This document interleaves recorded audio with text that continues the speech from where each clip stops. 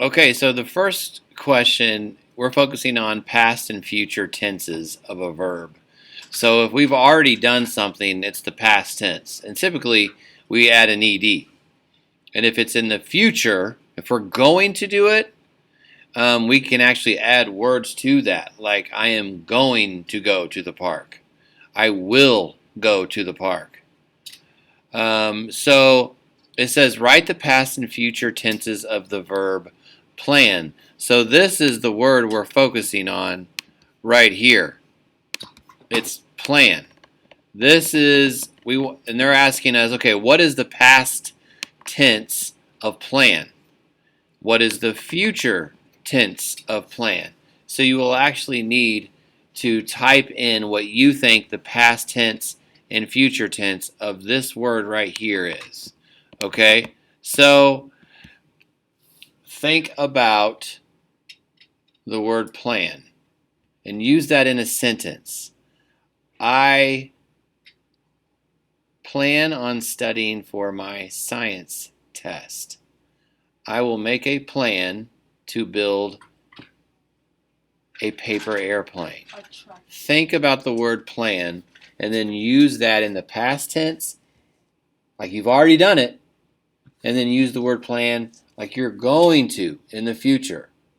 Okay, now and I just want you to write the word or words that you choose, not a sentence.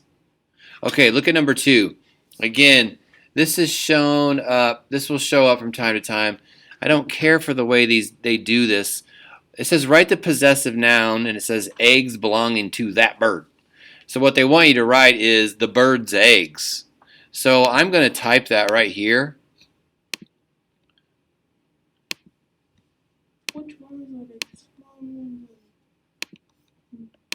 So if I type that right here, let me move that up a little bit. There we go.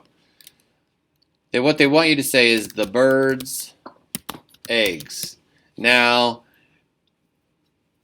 oh, sorry, the bird's eggs. Yes. So we're talking about one bird. And the reason why they said to that bird is because they're referring to one bird. So that tells us where the apostrophe goes. Does it go before the S or after the S? That keeps popping up. So you guys kind of saw the answer there. So the whole point of this is when we have possessive nouns, we have to put an apostrophe typically before the S, but sometimes it goes after the S, and we will come across that soon, and I'll discuss that later.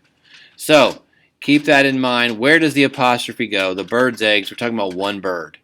Okay, correct these sentences. The first one says, was the musicians nervous before the concert begun?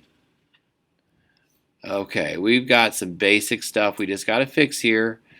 Now, guys, I want to remind you, they don't misspell words. They misspell, like if we have a homophone problem, like there, and there, they'll do that all the time. But like the word musicians, that's not misspelled. Let me underline that. Musicians is not misspelled. Nervous is not misspelled. So don't worry about words like that being misspelled. Now, if you look at the word begun, though, we don't say begun. We say began. So they do want you to change that. Now, look at number 4. Mildred picked an peach from the tree. It were delicious.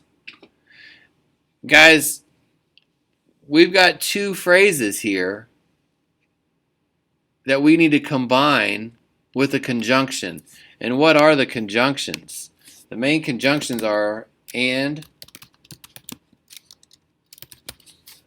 So make sure you use the correct one and then combine these 2 phrases. There is no dialogue here, so you don't worry about that. But there are 2 statements that need to be combined with a conjunction. And then if you do that, you need to have a comma. Okay, look at number 5. We've got some fancy words that mean simple things.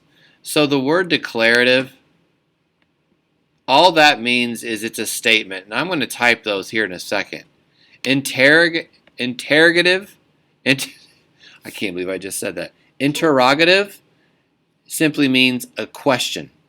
Imperative means a command. And exclamatory, that doesn't change. That means to exclaim something.